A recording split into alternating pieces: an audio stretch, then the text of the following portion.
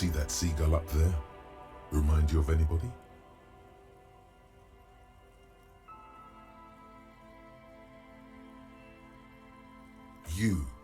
You and the seagull are just alike. Think about the seagull's story. It's one of endurance and adaptation. The seaside was paradise once. They were birds of that paradise. Then their paradise became shit city. And what did they do? They became urban survivors, eating burgers out of trash cans, killing and eating pigeons. No time for that sentimental bullshit. They're hustlers, getting shit done. They're one pair of track pants away from gangsters, just like you.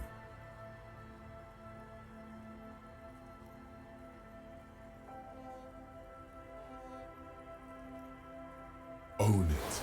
Steal hot dogs, shit in the sand, whatever it takes to keep going.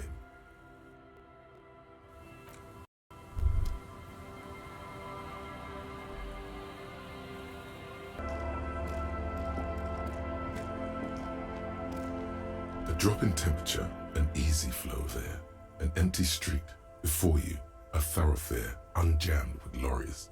No more drivers smoking on hitch steps, just silence. Chemically sweetened, across the road, a forgotten bus stop. Corrosion has opened a hole in its roof. An elm tree watches over the building. Its branches are dripping with rain and snow. The road is smooth and motley, craters filled with a black asphalt. The asphalt, first laid, is grey already. A row of tenements are under construction in the distance. A tub warm with water, white with soap. A man bathes while radio waves transmit the lottery numbers. 4, 18, 21, 4, 1. A modern washing machine rattles a drawer, number 312D. Young girls used to come here huddled up, hoping for more warmth than their thin coats give them. The bus took them to school. It has not run for 8 years. There were not enough girls to sustain its cost. Craters pocked the surface. Children played in them until heavy trucks full of black pitch rolled in. The landowners have filled the craters with money. It is a vital artery of the flow of trade. There's one bump on the road. A dead dog lies flat about 200 paces away, right at the turn. Tragedy comes from the wheels of a fast RCM vehicle, hurrying to work. The cold washes over you. The sound of the sea has grown distant. The wind moves the aerosol. A detective stands behind the boom barrier. A breeze moves a curl of his hair.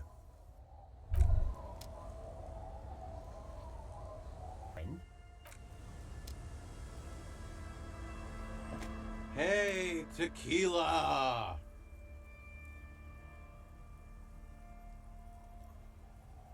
Good to see you. How's business? How's the whole reality situation treating you? So what's happening? Yeah, Tequila Sunset. How are the, high concept, reality-based adventures proceeding?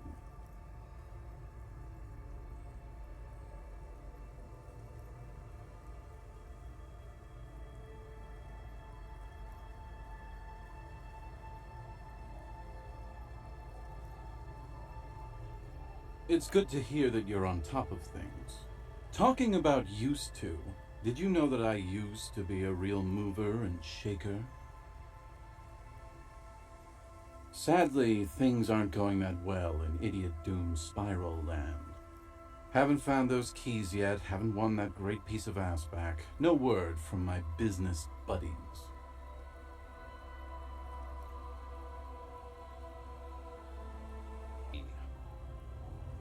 It's you. You're Tequila Sunset. We've met before. Don't you remember? Aha. Do you want to know how Tequila Sunset came to be?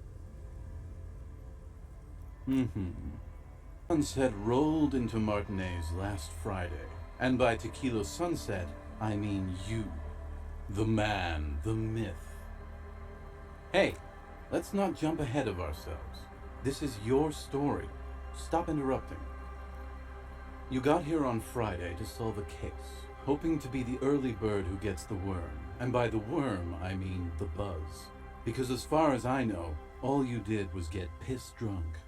Word on the street is you went around the local hostel telling people that you're a police officer, and that it would be really fucked up if you shot yourself in the head right in front of them.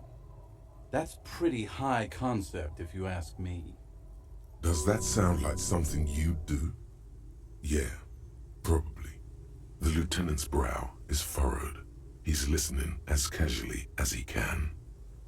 It was a late Saturday night when we, the Union of Moribund Alcoholics, were getting our drink on. Nothing remarkable about this, we get our drink on 24/7. Makes everything warm and glowy.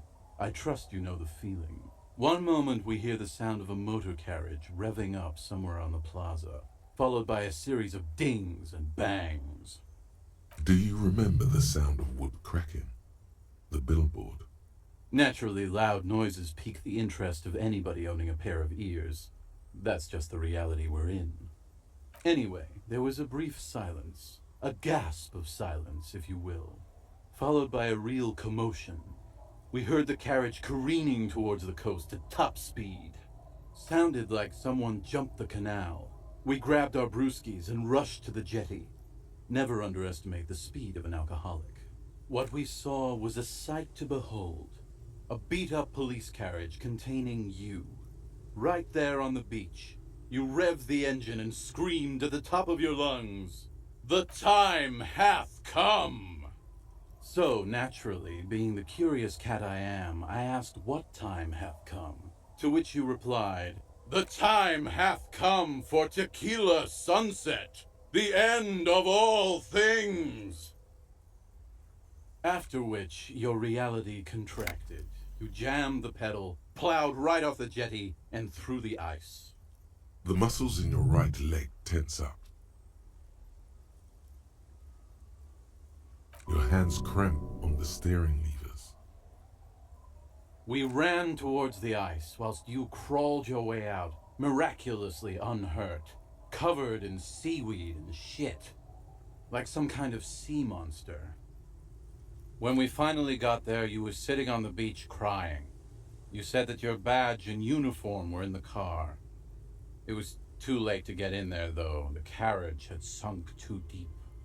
Recognizing a brother in need, we offered our condolences and invited you to party with us, which you naturally agreed to. What else was there to do? Thank you, brothers, for your helping hand. We asked about the whole tequila sunset thing, and you told us it was your name now and insisted that we all call you that from then on.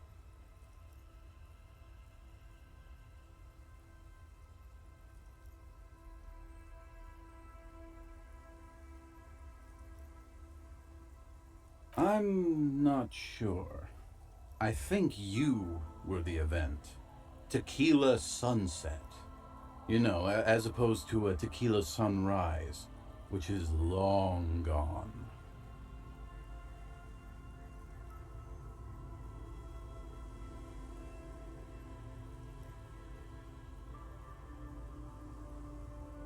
Yeah, I agree. Hours. It was an all-night drink-a-thon. Then, at some point, I think it was Sunday morning, you got belligerent and wanted to talk about Revacholian women. How they're beautiful and also whores and so on. How one of them fucked you real bad. After a short while, you crossed the event horizon, looked sullen, got up, and left without saying anything.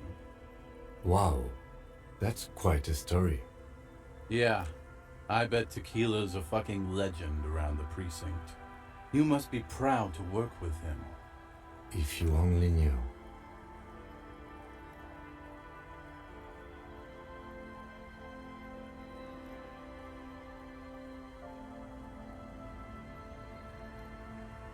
You were pretty vague about it, but you kept saying you got fucked real hard, and that we've all been fucked too. No one's fucked me. I do the fucking around here. Abigail! It seemed pretty painful, to be honest with you. If I had to guess, I'd say you're still working through.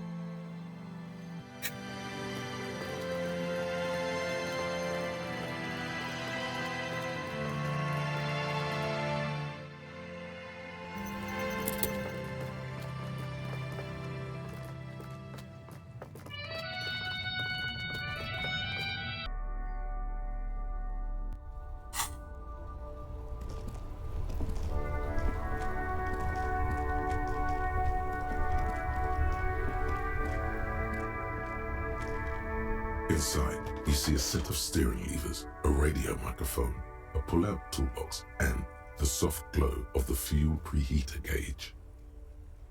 This is Precinct 57. How may I assist you?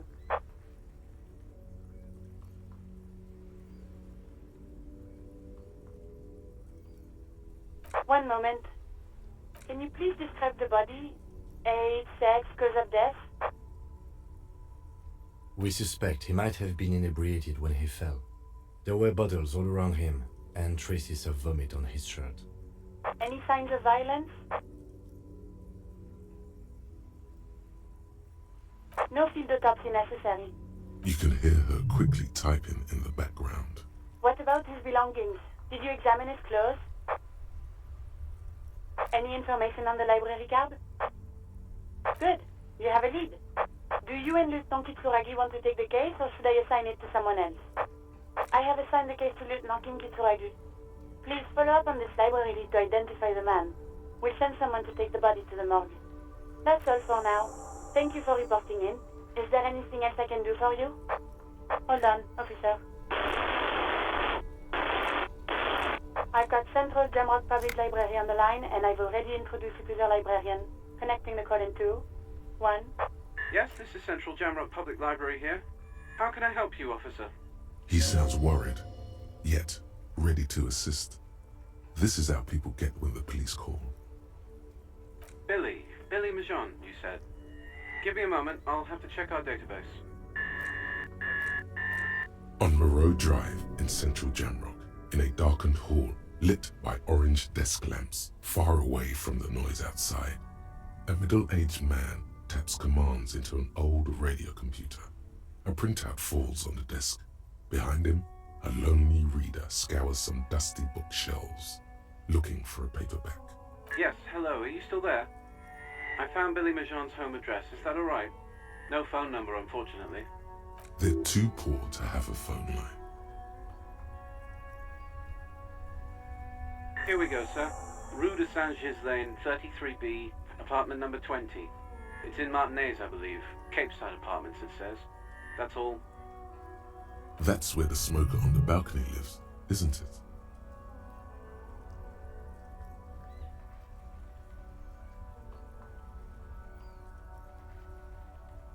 It says here that they returned their last book just a few days ago, but I wasn't at work that day. Marie? Marie?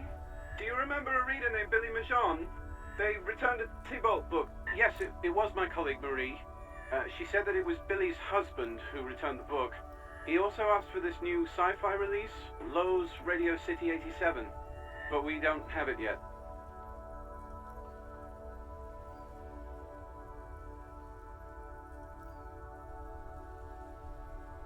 Good. You have a name now.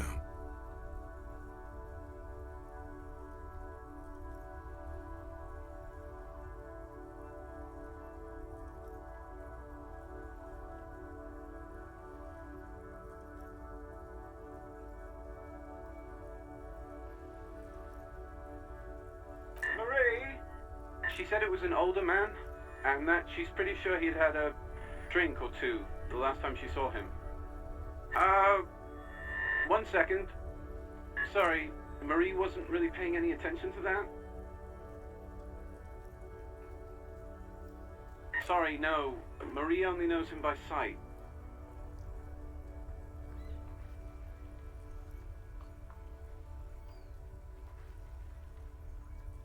Happy we could help. Goodbye, officer. Anything else you need from me? 57th, over and out. In the cabin, you see a set of steering levers.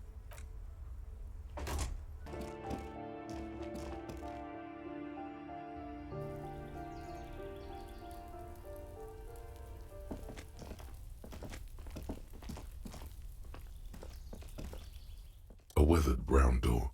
The number reads 20. Something smells good. Sous allons. The lieutenant motions to you to go ahead and knock. You're right. Let's talk this through.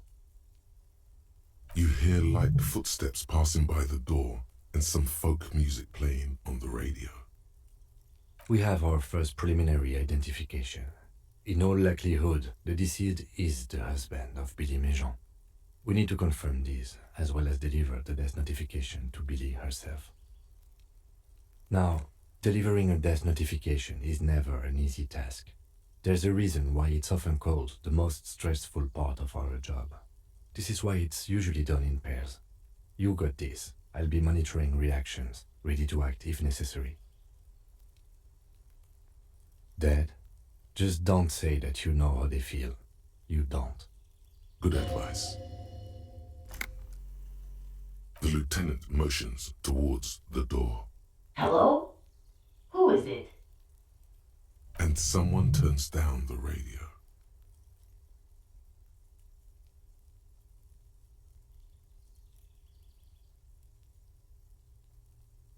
He gives you a short, encouraging nod. The police. A moment, please give us a moment. Tidying up, nervously. There's fear in her voice. Come in, the door is open.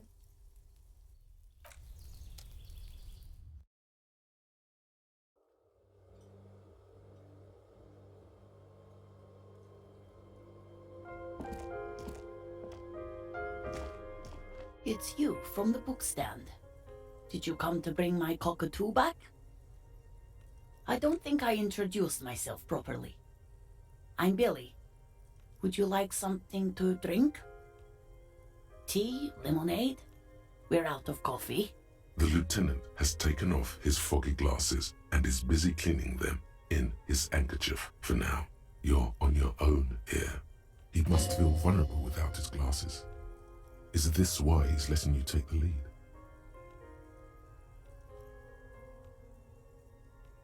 Is this about Victor, my husband? Is he in some kind of trouble again? I can come pick him up in the station if that's what. Keep it together. You don't want your body language to tell her the news. Sorry, I'm rambling. It's just that Victor often gets into all kinds of trouble. So, how can I help you?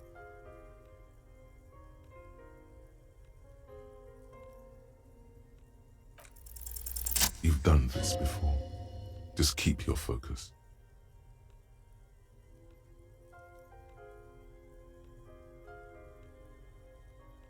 What did you say? A great and terrible spike. The blood freezes in her veins. Oh. Oh.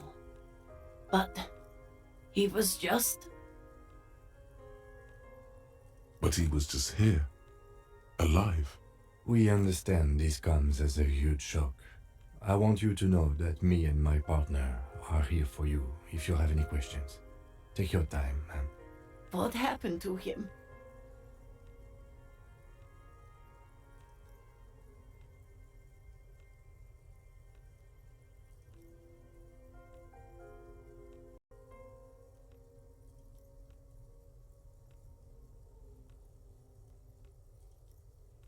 Was he drunk?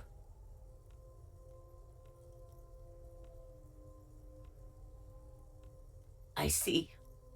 And you just found him there, lying in the cold.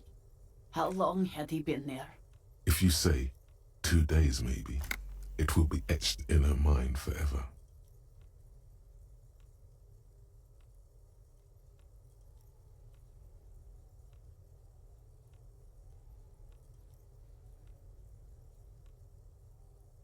She blinks, eyes welling up with tears, as her hand starts searching for something from the pockets of her dress. The handkerchief.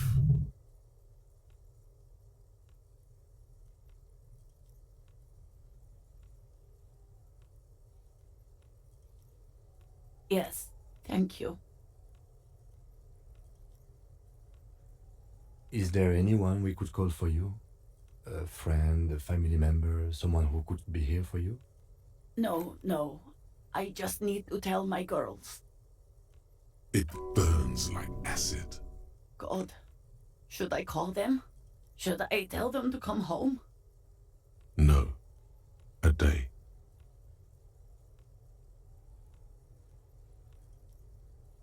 Good. That's probably the right thing. Thank you. She can't take much more. Her stomach is churning. Soon she will have to go to the bathroom and scream. Just tell me, what do I need to do next? Where is he? Can I see him? We've taken him to the city morgue. The local coroner will be contacting you shortly to arrange the funeral. Here's his number in case you want to contact him earlier. Is there anything else that the RCM could do for you? No, I'll call you if something comes up. I'm still... Thank you. Thank you for telling me. I'll call if... These are her last reserves of strength. Her muscles will give in soon. We should step outside and talk.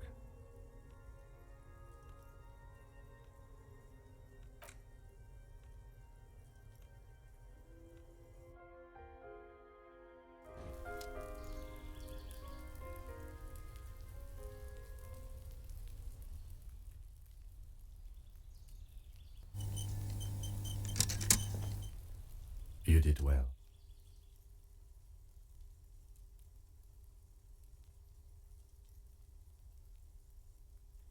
I'll call the station when we're finished with the day and let them know the name of the deceased. They'll manage. They have to. It's not your place to live their lives. Let's go. Still here, stuck in this damn jam, my man. What's up? I don't want to talk about that.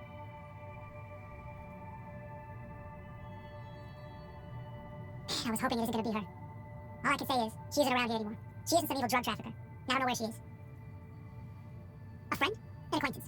I don't know. She was the only person in this damn jam I could talk to. She's someone I don't want to run out to law, okay? Damn, I don't want to... Please just let it go. Whatever she did, it can't be that bad. She's not a bad person, I know that much. We can't just let it go. It's part of the police investigation. That's how it always is with you, isn't it? All part of the investigation. The girl's troubled. If you hunt her down, she may not survive it. I can't have that on my conscience. It won't come to that. We won't pursue her on this. This is information only.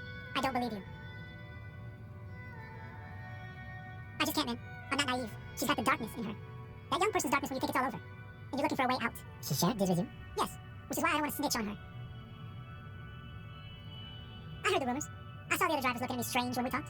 And she told me, too, that she's had a violent life. But I wasn't afraid of her. More like for her. Did this violent life include drug trafficking? Well, it looks like it did now. But we didn't talk about that. We talked about life, you know? She talked about her mind. The way it worked. The trouble it was giving her. The pain it was causing her. Fuck, man. Go grill someone else with these questions, okay? There are plenty of drivers here who couldn't stand her, or were afraid of her. They'd be more than happy to rat her out. He's right. There are other options. The raceman, for one. Push Tommy, and it will break his heart. And his spirit. Don't expect you to be pals. Now is not the time to focus on feelings. You need the info, son.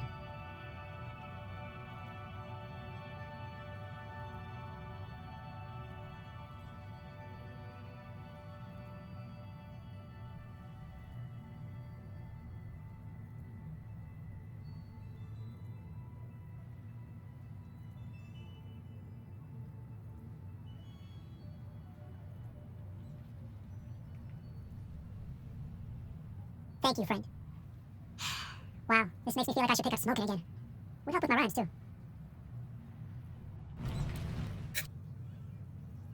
No, you shouldn't. You're an officer of the law. Not as a general rule, but that one was justified. Better to get the lay of the land before telling people to fuck off. That means you should do it whenever you feel like someone's disrespecting your authority. That's the spirit. Never forget, the whole world's a wooden house, and you're a goddamn flamethrower.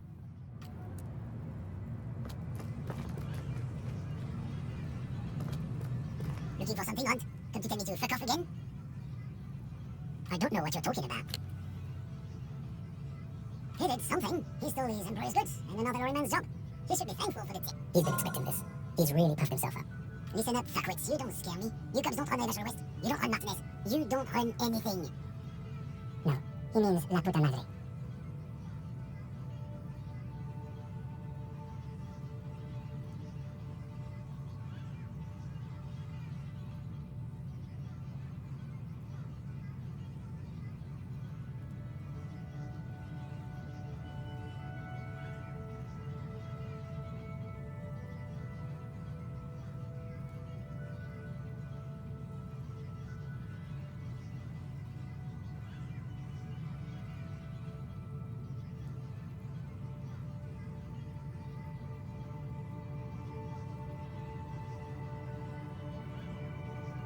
Looks like the lieutenant has a plan. Let him do this.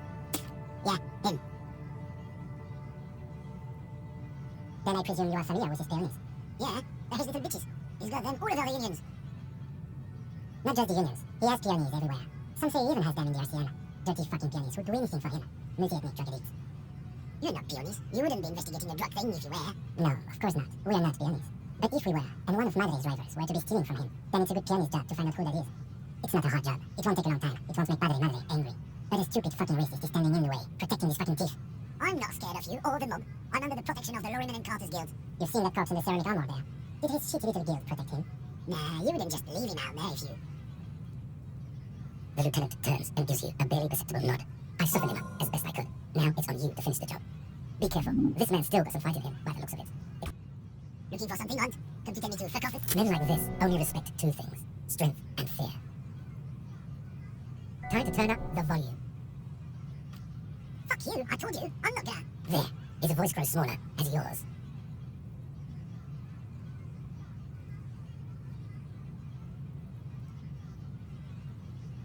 Fucking homo cop. Look, fuck you, man. It's on the way down there. Green banged up thing. I don't fucking know who she is. When did she go away? I don't know. I don't even know her name. She just rolls with the fleet and acts like a big shot. Some dyke, probably. I haven't even seen her for days. Now it's not a big deal for him anymore. This is how he saves face. Past the monument, down there. The Green Temple. Now leave me the fuck alone, okay? A small temple by the monument. Green. Looks like he got his adrenaline up, too.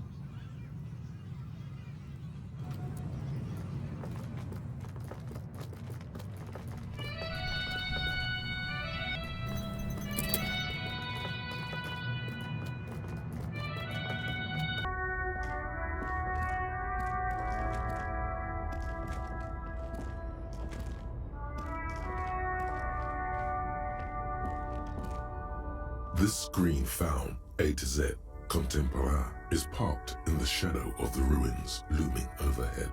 It's seen better days. This must be the one he told us about, unless he was lying. The glass on the side windows is tinted and covered with dust. You can barely make out the shape of the seat. The door is locked. The handle looks shiny, like it's recently replaced. There's no pick in this lock. The owner has put special care into it. It's a recessed design. Use the pry bar to smash the window. Open it from the inside. I don't know how good it is, but this investigation has taken long enough. We can't afford it to take any